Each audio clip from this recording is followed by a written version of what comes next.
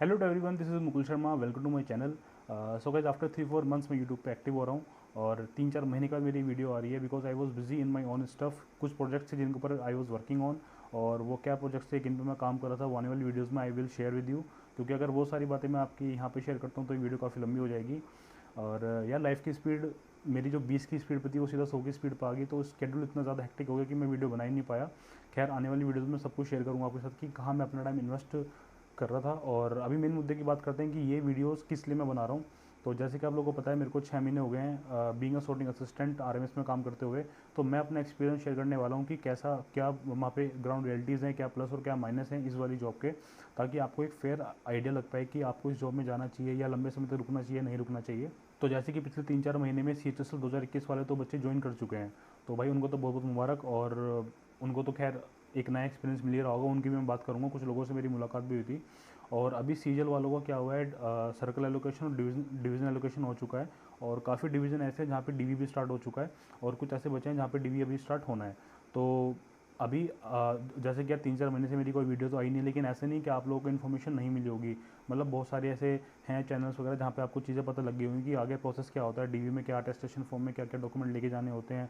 अगर आपको अगर आप कुछ टाइम के बाद आपको ज्वाइन करना ऑफिस, तो उसके लिए कहाँ आपको एप्लीकेशन देनी, वो सारी चीज़ें आपको पता होगी। बेसिकली एक्सटेंशन की अगर मैं बात कर रहा हूँ तो एक्सटेंशन के बारे में आपको पता होगा कि एक्सटेंशन लेना है, क्या करना है। तो भाई मैं तो ये रिकमेंड करूँगा, जिन बच्चों का सीजीएल है अभी 2023 वाला, तो वो ज्वाइन मत करना, अपना एक्सटेंशन वगैरह ले लेना, एप्लीकेशन वगैरह लगा देना, किसी ना किसी ग्राउंड पे आपको एक्सटेंशन मिल जाएगा 10-12-15 दिन का। तो उसमें कोई इशू नहीं है।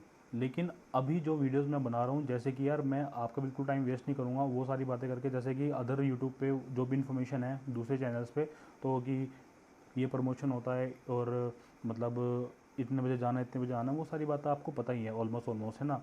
तो अभी जो ग्राउंड रियलिटी जो होती है ना, कि जैसे कि आप sorting असिस्टेंट इसलिए चूज़ करो क्योंकि आपका कुछ और मन है करने का। फॉर एग्जांपल कि आपका कोई बड़ा एग्जाम, आपका टारगेट है स्टेट पीसीएस निकालना है, सीजीएल निकालना है, या किसी भाई को या किसी बहन को अपनी कोई आर्टिस्टिक एक्टिविटी को फॉलो करना है, तो उतना टाइम मिल पाता। क्योंकि थ्योरी वाइज तो हमें पता है कि हाँ चलो, एक दिन जाना, एक दिन नहीं जाना, इतना टाइम मिल रहा है, 36 घंटे का रेस्ट मिल रहा है। लेकिन क्या वो रेस्ट फिजिबल है, क्या आप एक्चुअल में अपना टाइम निकाल पा रहे हो? तो वो सारी बातें करेंगे।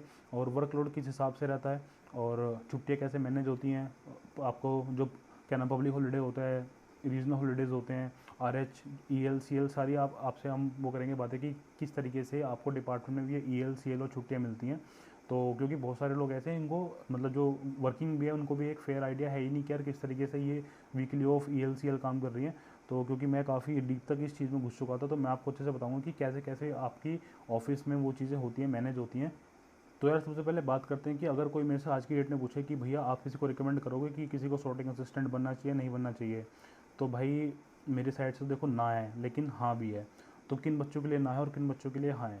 ना उन बच्चों के लिए है यार जिनको ये लग रहा है कि उनकी आखिरी जॉब है, इसके बाद उनको आगे कोई किसी एग्ज़ाम की तैयारी नहीं करनी।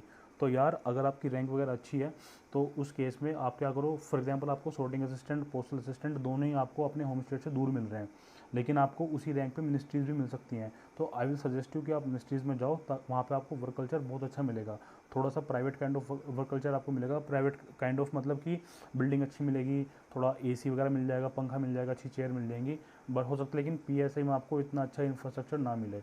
लेकिन अगर आपके साथ ये सिनेरियो हो रहा है कि आपको PSI घर के पास मिल रहा है लेकिन मिनिस्ट्रीज़ घर से बहुत दूर मिल रही हैं, तो भाई मैं तो 101% ये रिकमेंड करूँगा कि बिल्कुल PSI की तरफ ज़रूर जाइए। क्योंकि घर के पास जॉब का यार एक अपने अलग ही फ़ायदे हैं। क्योंकि फॉर एग्जांपल अगर आप साउथ में पोस्टेड हो, ठीक है, आप नॉर्थ के बंदे हो, यार आपको आने जाने का खर्चा ही ना 8-9 हज़ार रुपये हो जाता है। इतनी तो आपकी मतलब जो सैलरी भी नहीं बनेगी इतनी तो आपकी कि आप फ्रिक्वेंट अपने घर पे आ जा सको, ठीक है। तो वो चीज़ को थोड़ा सा आप सोच समझ के चलना। और एक होम सिकनेस देखो क्रिएट हो जाती है अगर आप बाहर है। तो अभी तो है कि आप काफ़ी टाइम से एग्ज़ाम की तैयारी कर रहे थे, एक चार दीवारी में पड़े हुए थे, तो ऐसा फील होता है कि यार कोई नहीं, बाहर निकलेंगे, मज़ा आएगा। मज़ा आता है नो डाउट, लेकिन वो मज़ा सिर्फ 15-20 दिन का होता है। उसके बाद ना फिर वही वाली चीज़ होती है कि यार घर पे जाना है, खुद खाना बनाना पड़ रहा है, सुबह उठ रहे हो कि 9:30 बजे ऑफिस पहुंचना है, फिर आप सुबह 7:30 बजे 6:30 बजे उठ रहे हो, क्योंकि आपको कपड़े भी धोने हैं, अपने प्रेसिंग भी करनी है, खाना प्रिपेयर करना है, लंच प्रिपेयर करना है, फिर घर से फिर शाम को घर पे आने के बाद थोड़ी बहुत नैप भी लेनी होगी, फिर दोबारा से खाना बनाने की प्रक्रिया में आप लग जाओगे। तो देखो ये चीज़ें होती हैं, ये चीज़ें सोच के भी अपना थोड़ा सा जॉब के इस एंगल को भी आप थोड़ा सोच के चलना कि आपको साउथ में जाना चाहिए, नहीं जाना चाहिए, या फिर कोई ऐसी पोस्ट आपको मिल रही है कि जो घर से बहुत दूर मिल रही है, वो उसको ज्वाइन करना चाहिए, नहीं करना चाहिए। क्योंकि कुछ लोग ना टैग के चक्कर में ज्वाइन कर लेते हैं कि यार अच्छा टैग मिल जाएगा, सोसाइटी में बहुत रुतबा होगा, ये होगा, ठीक है रुतबा होगा भाई, वो 1-2 महीने का रुतबा रहता है, उसके बाद सब कुछ शांत हो जाएगा।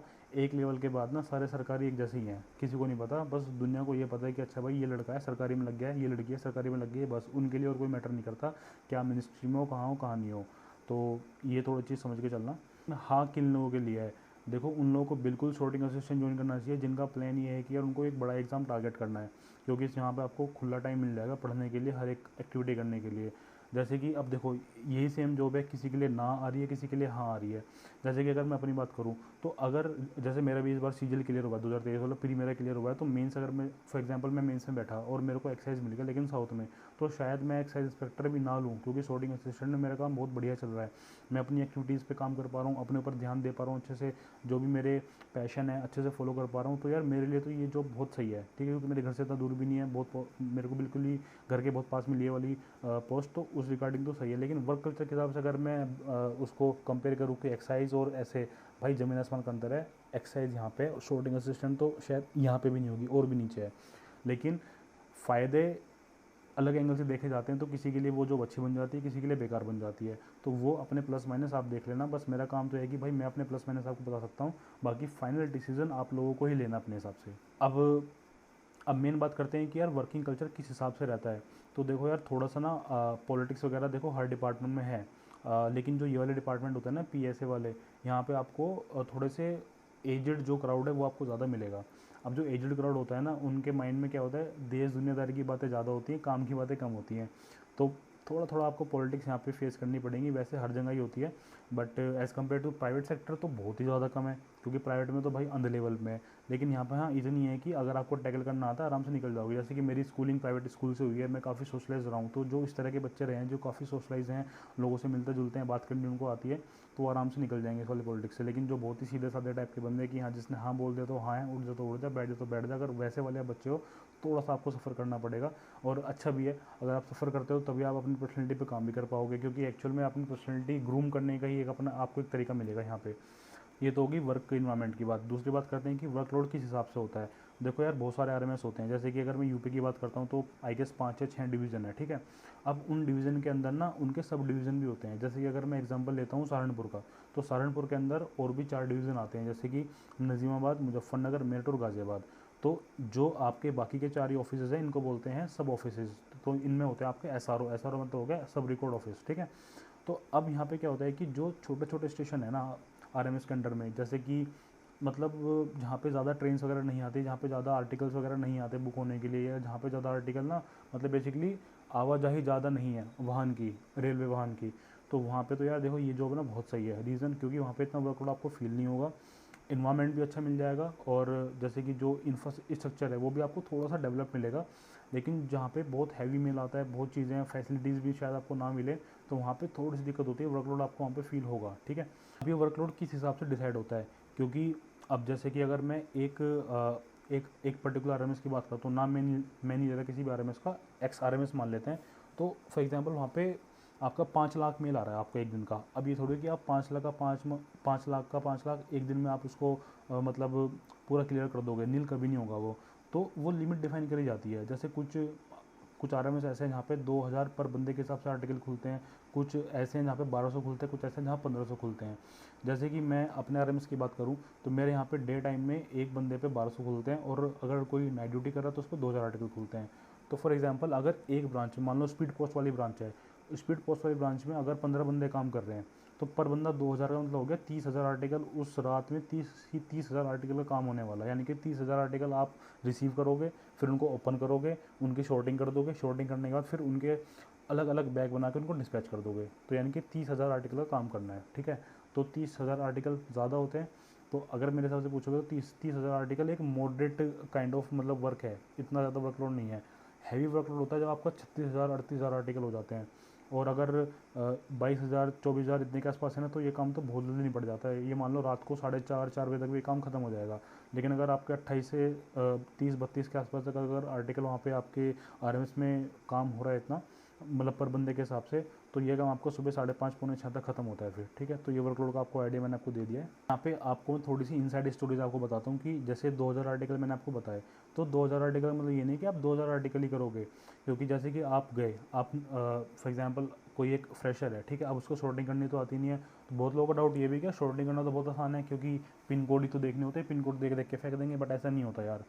मान लो दिल्ली की अगर मैं बात करता हूँ, दिल्ली के अंदर 7 आपके कॉन्स्टिट्यूंसीज आती हैं, जैसे कि north, north east, then west, then आपका साउथ, इस तरीके से साउथ ईस्ट, ऐसे बहुत सारी कॉन्स्टिट्यूंसीज होगी। अब इसमें क्या सीन हो रहा है ना, अगर मैं नॉर्थ ईस्ट की बात करूँ तो नॉर्थ ईस्ट में बहुत सारे आपके छोटे छोटे वो होंगे एरियाज़, जैसे कि A B C D ऐसे। अब जो पिन कोड है ना, बहुत बार ऐसा होगा कि वो नॉर्थ का तो एरिया है, लेकिन उसका पिन कोड लाई कर रहा है नॉर्थ ईस्ट में, तो वो एरिया वाइज रटना पड़ता है, और वो प्रैक्टिस से आती हैं वो चीज़ें।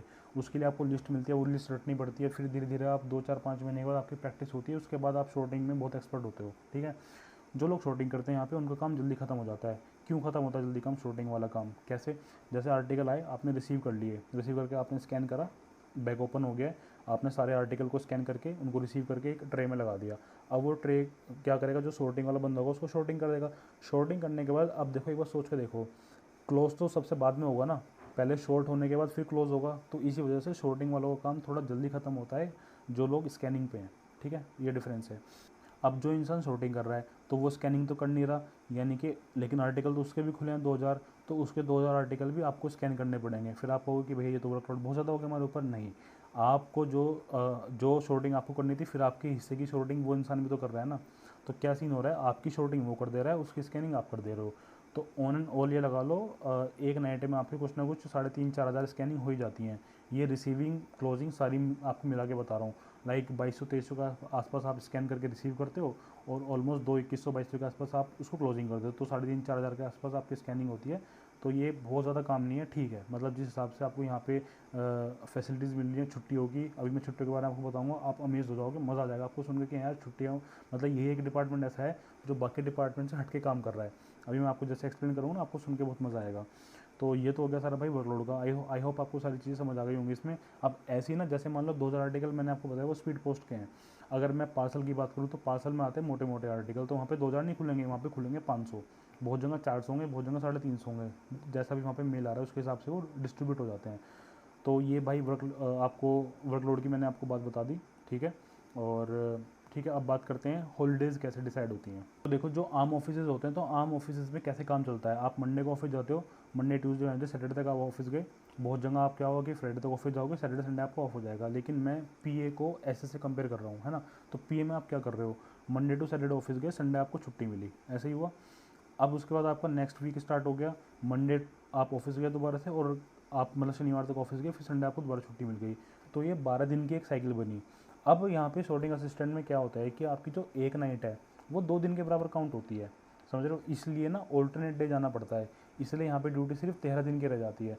और 13 दिन में भी मान लो अगर कोई पब्लिक हॉलीडे जाता है, फॉर एग्जाम्पल अगर मैं अप्रैल की बात करूँ, तो अप्रैल में 4 पब्लिक हॉलीडे आए थे, तो यानी कि 13 - 4 कर दो, कितने बचे? 9 दिन, सिर्फ 9 दिन ऑफिस जाना पड़ा था। और उसमें अगर आपने एक ELCL और लगा दी तो 7-8 दिन का काम रह गया था। तो ये फ़ायदा है शूटिंग असिस्टेंट में, इसलिए यहाँ पे टाइम ज़्यादा मिलता है।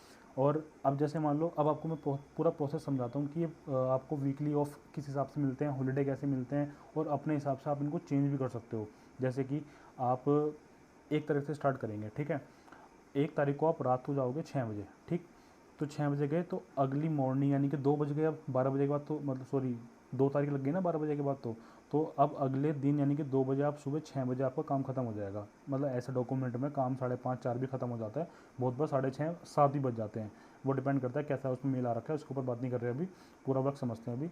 तो यानी कि 1 तारीख की शाम को 6 को आप गए थे, और 2 तारीख की सुबह 6 बजे आप आ गए। तो आपने 1 और 2 दोनों दिन ड्यूटी करी है, 6 घंटा आपने एक को करी है, 6 घंटा उस दिन आपने करी है, मतलब 2 तारीख को।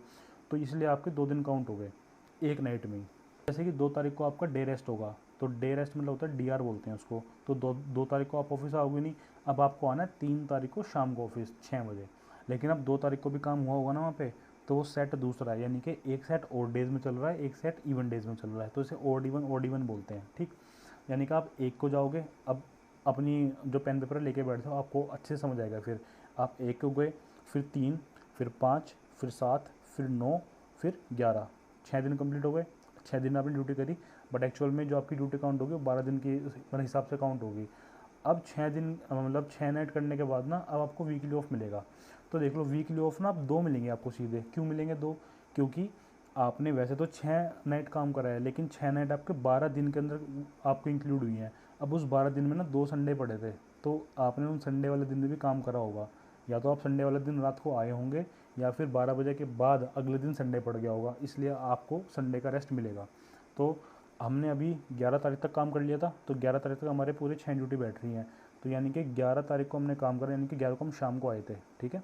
हम 12 को सुबह 6 बजे तक काम खत्म कर गए, तो 12 का तो तुम्हारा डे रेस्ट है। तो 12 को तो ऑफिस आना ही नहीं, वो तो वैसे भी नहीं आना था। अब 13 की छुट्टी रहेगी, 14 की छुट्टी रहेगी, 15 को शाम को जाना है। आपको फील ही नहीं होगा ऐसा कि आप काम पे जा रहे हो, आपको ऐसा लगेगा कि आपकी ना एक हॉलीडे सी आ गई थी बीच में 2-3 दिन की, आराम से रिलैक्स हो गए, फिर आपको ऑफिस स्टार्ट हो गया। तो अब ऐसा क्यों हुआ है कि ये पेयर में क्यों मिला है? क्योंकि सोचो एक बार, अगर मैं आपको सिर्फ एक वीकली ऑफ दूंगा, तो एक वीकली ऑफ होने की वजह से क्या सीन हो जाएगा कि जो आपका ऑड डे चल रहा है ना वो इवन में आ जाएगा, तो बैलेंस ख़राब हो जाएगा। वो बैलेंस बना होता है ना कि जितने जितने ऑड में उतने इवन में, एक दो ऊपर नीचे होते हैं। बट मान लो सभी ने क्या करा, एक एक वीकली ऑफ ले लिया और 5 बंदों ने ले लिया, तो ऑड वाले सारे के सारे 5 इवन में आ जाएंगे फिर। इसलिए हमेशा पेयर में आपको दिया जाता है। EL CL भी हमेशा पेयर में लो, CL भी हमेशा पेयर में लो, और वीकली ऑफ भी और पोस्टल भी अपने पेयर में लो। लेकिन अगर आपको कभी मान लो एक की ज़रूरत पड़ी, क्या मिल जाएगा? बिल्कुल मिल जाएगा, मना कभी नहीं होगी। बट सब कोशिश यही करते हैं कि जिस साइड में वो इंसान आ रहा होता है ना, उसी साइड में थोड़ा रम जाता है, उसके जो कलीग्स हैं उनकी दोस्ती वगैरह हो जाती है, बातचीत अच्छी हो जाती है। इस चक्कर में लोग ना साइड चेंज करना नहीं चाहते, चाहे उनको अपनी जेब से एक CL वगैरह एक्स्ट्रा खर्च करनी पड़ जाए, लेकिन लेते हमेशा पेयर में ही है वो। इतनी बात समझ आई? तो अभी हमने क्या करा, 11 तारीख तक हमने काम करा था, 12 का हमारा डे रेस्ट आया था, 13 14 हमारा वीकली ऑफ था, फिर 15 के शाम को 6 बजे हम ऑफिस आए। अब दोबारा से वो साइकिल चलेगी। 15 को आप आए, 16 को सुबह जाओगे, यानी कि 15 देन 17 देन 19 21 23, 23 के बाद क्या आएगा आपका 25। 6 दिन कंप्लीट हो गए, दोबारा से आपको फिर वीकली ऑफ मिलेंगे। 25 को आपने काम किया था, 26 को आप सुबह अपने घर जाओगे, 26 का तो डे रेस्ट हो गया, 27 28 की आपकी छुट्टी है। अब 29 के शाम को आपको आना है, ठीक है। अब देखो क्या सीन हुआ, मान लो 28 तक तो कोई दिक्कत नहीं है, 29 को शाम को आना था ना। लेकिन क्या हुआ था, इस महीने 2 पब्लिक हॉलीडे भी पड़े थे। मान लो गांधी जयंती पड़ गई या कोई वैसा हॉलीडे पड़ गया, 2 आपके हॉलीडे पड़े, तो उसमें भी आपकी ड्यूटी रहेगी। तो आप क्या कर सकते हो, आप 28 का आपका डे रेस्ट पड़ा था ना, तो 29 और 30 का आप अपना पोस्टल लगवा दो। हमारे यहाँ बोलते हैं पोस्टल, यानी कि पब्लिक हॉलीडे को पोस्टल बोलते हैं। तो उन 2 दिन का आपका पब्लिक हॉलीडे लग जाएगा। तो अल्टीमेटली आप 28 की सुबह आ गए थे, अब आप 28 को नहीं गए, 29 को भी नहीं गए, मतलब 29 30 का आपने क्या लगवा लिया, अपना वीकली ऑफ लगवा लिया, और 1 और 2 का आपने लगवा लिया अपना पोस्टल। यानी कितने दिन की छुट्टी होगी, 5 दिन की छुट्टी होगी आपकी। फिर आपको 3 तारीख को शाम को जाना है, तो पूरा हफ्ता ही ऑफ नहीं हो गया आपका एक तरीके से। आपको इसलिए बोलते हैं, इस वाली जॉब में ऐसी फीलिंग आती है कि आप पार्ट टाइम जॉब कर रहे हो। यहाँ पे जॉब वाली फीलिंग आती नहीं है। बस हाँ, जिस दिन रात होती है और मान लो हैवी वर्कलोड है, तो थोड़ा सा यार वो फीलिंग तो आती है कि यार पता नहीं कहाँ फंस गए हम, क्या नहीं है। तो यार देखो, ये जॉब ना उन बंदों के लिए तो बहुत सही है जिन्होंने अपना कुछ ना कुछ और काम जोड़ रखा है, जहाँ से वो कुछ एक्स्ट्रा इनकम बना पा रहे हैं। फॉर एग्जांपल कोई एक बंदा है जो अपना जॉब कर रहा है, सुबह आके सो गया, 5-6 घंटा अपना सोया, उसने कुछ दोपहर को या तो ट्यूशन पढ़ा रहा है वो, या कहीं कुछ ट्रेनिंग लेने देने के लिए जा रहा है, या किसी और अपनी एक्टिविटीज़ में इन्वॉल्व है वो, जहाँ से पैसा कमा पा रहा है, तो भाई वो तो बहुत ही मज़े में रहेगा। देखिए मतलब इस जॉब में अल्टीमेटली तुम इंस्पेक्टर की सैलरी से भी बाहर निकल जाओगे। भाई 50,000 आपके यहाँ मिल रहे हैं, और 20-25,000 मान लो अपने अपने दूसरे काम से कमा लिए। इंस्पेक्टर की सैलरी कितनी आती है, 72,000 आती है, पता नहीं कौन से स्टेट में पोस्टिंग हो जाए, आपकी बन जाएगी 75 से 80,000 रुपये सैलरी। थोड़ा सा यहाँ से कमा लिया, थोड़ा सा दूसरे फील्ड से कमा लिया, इस तरीके से काम होता है। लेकिन ये नौकरी उन लोगों के लिए बहुत ही ज़्यादा बेकार है जो लोग ये सोच कर रहे हैं कि भाई अब तुम सरकारी हो गए हैं, अब तो बस ज़िंदगी के मज़े मज़े हैं। तो यार यहाँ देखो, बहुत ही डिप्राइव्ड वाली फीलिंग आपको आएगी। आपको ऐसी फीलिंग आएगी कि यार हमारी परवरिश तो बहुत अच्छी जगह हुई थी, अच्छी स्कूलिंग हमारी हुई थी, अच्छे कॉलेज में हम गए थे पढ़ने के लिए, ये कहाँ बिल्कुल ही एकदम बैकवर्ड स्टेट में आ गए, बैकवर्ड जगह पे आ गए, क्योंकि यहाँ पे फैसिलिटीज़ वगैरह आपको नहीं मिलने वाली। इंफ्रास्ट्रक्चर थोड़ा थोड़ा ख़राब मिलेगा, हर जगह नहीं है, लेकिन मोस्ट ऑफ द जगह ख़राब है ही। जैसे साउथ के, अगर मैं आपसे RMS की बात करूँ, साउथ के RMS यार बहुत अच्छे हैं, डेवलप्ड भी हैं और फैसिलिटीज़ भी अच्छी हैं। लेकिन मैं नॉर्थ की बात करूँ, तो नॉर्थ में मोस्ट ऑफ द RMS की कंडीशन ज़्यादा अच्छी नहीं है, क्योंकि यार बहुत पुराने हैं। क्योंकि साउथ में ना अभी नए नए बने RMS, मतलब नए नए इन द सेंस किसी को 10 साल हुए हैं, किसी को 12 साल हुए हैं बने हुए, उनकी कंडीशन फिर भी काफ़ी अच्छी है। तो यही आपको रिकमेंड करूँगा कि अगर आप इस जॉब में आते हो तो कुछ ना एक बैकअप लेकर ज़रूर आना, कि हाँ यार हमें कोई एक दूसरा एग्ज़ाम टारगेट करना है, कुछ ना कुछ अपनी छुट्टियाँ वगैरह अपने हिसाब से वो करना, मोल्ड करना। और जैसे कि मतलब मेरे यहाँ से अगर मैं बताऊँ अपने ऑफिस में हर साल 4 से 5 भाई ऑफिसर निकलते हैं। किसी का सीजन निकल जाता है, किसी का कोई दूसरा एग्ज़ाम निकल गया, या फिर बैंकिंग में किसी का अच्छा पीओ लेवल का एग्ज़ाम निकल गया। बहुत सारे ऐसे बंदे हर साल 4-5 बंदे मेरे ऑफिस से निकलते ही हैं। और ये यहीं से आप देख लो सिलेक्शन रेट किस हिसाब से चल रहा है, क्यों चल रहा है, क्योंकि उनको यार अच्छे से ना मतलब वो टाइम मिल पा रहा है यहाँ पे। और दूसरी चीज़, जहाँ पे पब्लिक डीलिंग होगी ना, तो वहाँ पे आपके EL CL लगाने में ना आपको दिक्कत आएगी। जैसे कि क्योंकि यार वहाँ पे क्या सीन होता है, पब्लिक का प्रेशर होता है, एक डिफरेंट तरह का प्रेशर है वहाँ पे। छुट्टी लेने में दिक्कत होती है, आपकी छुट्टी हो सकता है पास भी ना हो। बट यहाँ पे क्या सीन है, मान लो भाई 15 आदमी काम करने के लिए आने थे, 15 आदमी नहीं आए, किसी 2 बंदों ने मेडिकल लगा दिया या किसी ने CL EL लगा रखी है अपनी, 15 की जगह आज 10 बंदे आए हैं, तो 10 बंदे के हिसाब से 20,000 आर्टिकल ओपन हो जाएंगे। यहाँ पे तो वो सीन है नहीं कि सारा आर्टिकल नील करना है, कुछ करना है। भाई जैसे आदमी है वैसे ही आपके आर्टिकल बनेंगे, तो यहाँ पे आपको छुट्टी लेने में ज़्यादा दिक्कत होने वाली नहीं है। तो जैसे जो काफ़ी सीनियर लोग हैं, मेरी उनसे बात हुई तो उन्होंने ये बोला कि यार यहाँ पे हमारी EL CL ना रखी की रखी रह जाती हैं ऐसी कैसी। मतलब क्योंकि इंसान के जनरली काम दिन में ही होते हैं, ठीक है, लेकिन दिन में तो आपकी ड्यूटी है ही नहीं, आपकी ड्यूटी रात को है। तो दिन में बंदा 4-5-6 घंटा सो के ना दिन में अपने काम निपटा लेता है, क्योंकि डे रेस्ट आपका आ ही रहा है, इसलिए कभी उसको EL की ज़रूरत पड़ती नहीं है। और मान लो कभी कोई इमरजेंसी पड़ती भी है तो CL वगैरह है, या फिर अपनी EL वगैरह पास कर ले। मान लो किसी का आपके यहाँ पे कोई फंक्शन वगैरह है, शादी वगैरह है, तो पहले से आपको एडवांस से पता होगा कि यार 5-6 दिन की मेरे को छुट्टी चाहिए होंगी, एप्लीकेशन लिख के दोगे, वो आपकी EL पास हो जाएगी। तो यहाँ पे इतना ज़्यादा राड़ा है नहीं, मतलब छुट्टी वगैरह को लेकर छुट्टी आराम से पास हो जाती हैं, कोई दिक्कत नहीं होगी। तो यार अब मैंने आपको डिपार्टमेंट की इस काम की सारी बातें खोल के बता दी हैं। और बहुत सारे लोग ना नेगेटिव हो जाते हैं, जैसे काफ़ी लोगों ने मेरे को मैसेज किया कि भैया काफ़ी लोगों ने ऐसे के बारे में एक नेगेटिव एक भ्रांति बनाई हुई है, और मतलब बहुत नेगेटिव बातें बोली हुई हैं। तो देखो यार, चीज़ें तो हैं थोड़ी ख़राब यहाँ पे, लेकिन अगर आपको यूज़ करनी आती है ना, तो आप इसको अच्छे से इस जॉब को ना बहुत अच्छा यूटिलाइजन कर सकते हो। जैसे कि कुछ लोग ना PM में ये बोलते हैं कि भाई सीखने के लिए बहुत मिलता है या कुछ मिलता है। यार मुझे एक चीज़ बताओ, मान लो आपको सीखने के लिए मिल रहा है, तो क्या आप वो चीज़ सीख के कुछ 1 करोड़ रुपये 2 करोड़ रुपये बना सकते हो? नहीं बना पाओगे ना। और ऐसा भी नहीं होगा कि आपने वहाँ पे आपको सीखने के लिए मिल गया कुछ, और आपका 2400 पे ग्रेड है, और सरकार ने देखा कि यार ये बंदा बहुत अच्छे से सीख रहा है, तो एक काम करते हैं इसका 2400 से पे ग्रेड बढ़ा के ना 4800 कर देते हैं। नहीं होगा ऐसा काम भी, उतनी सैलरी मिलनी है सबको। तो अब यहाँ पे ना मेरे को शॉर्टिंग असिस्टेंट में थोड़ा सा कंपेरिजन वाइज ना इसलिए सही लगता है बस, कि वहाँ पे एक तरीके का काम है, सिर्फ स्कैनिंग करनी है और शॉर्टिंग करनी है, और कुछ काम है नहीं वहाँ पे, ज़्यादा सरदर्दी वगैरह है ही नहीं। बट अगर देखो इंफ्रास्ट्रक्चर के हिसाब से मैं बोलूँ, और ये बोलो कि अगर आपको एक बार को लंबे समय तक रुकना पड़े इस वाली पोस्ट में, तो फिर ऐसे चूज़ मत करना यार, फिर चूज़ करना अपना पोस्ट असिस्टेंट। क्योंकि वहाँ पे एक ना बायोलॉजिकल क्लॉक अच्छी रहती है, कि रोज़ आप सुबह उठे 8 बजे उठे, 9:30 10 बजे ऑफिस गए, शाम को आ गए। एक वो होता है ना कि आप जो आपकी biological clock from the very starting जो बनी रहती है, कि आप सुबह उठते हो रात को सोते हो, वो बनी रहती है, उसमें इंसान थोड़ा हेल्दी फील करता है। लेकिन शॉर्टिंग वैसे तो है बेकार, कुछ लोग ना डरते हैं इस जॉब को बेकार बताने से। जैसे कि मान लो कोई इंसान है एक जॉब में लग गया, अब वो अपनी जॉब की ना बुराई नहीं कर सकता, समझ रहे हो। लेकिन मैं आपको सारे प्लस माइनस, इनफैक्ट मैं आपको माइनस भी अच्छे से बता रहा हूँ, क्योंकि यार मेरे लिए इतना फ़र्क पड़ता नहीं है सब चीज़ों का, कि मैं अगर माइनस बता दूंगा लोग पता नहीं क्या जज करेंगे कि भाई तू ऐसे माइनस वाली जॉब करता है। क्योंकि मुझे पता है कि यार इस जॉब के अलावा ना मेरे पास ना बहुत कुछ है कुछ करने के लिए, ठीक है। तो अब यहाँ पे अगर जो माइनस आपको दिख रहे हैं, अगर आप उस माइनस का आपको अच्छे से यूज़ करना आता है, तो आपको ये जॉब अच्छी लगेगी, नहीं तो बहुत लोगों को ये जॉब बहुत बेकार लगने वाली है। तो यार आई होप आपको मैं अच्छा से एक इंसाइट दे पाया हूँ ऑफिस का। और बाकी अगर आपका कोई भी डाउट क्वेरी है तो नीचे कमेंट में डाल देना, मैं आपको रिप्लाई कर दूंगा। वैसे आपको पता ही है कि मैं सभी के रिप्लाई करता हूँ, ऑलमोस्ट मतलब 99% तो मैं सबके रिप्लाई कर ही देता हूँ। और पिछले इन 3-4 महीने में तो मेरी इतने सारे लोगों से बात हुई ना, काफ़ी लोग कह रहे थे कि भैया काफ़ी टाइम से आप एक्टिव नहीं, यार प्लीज़ अपनी वीडियोज़ वगैरह बनाओ।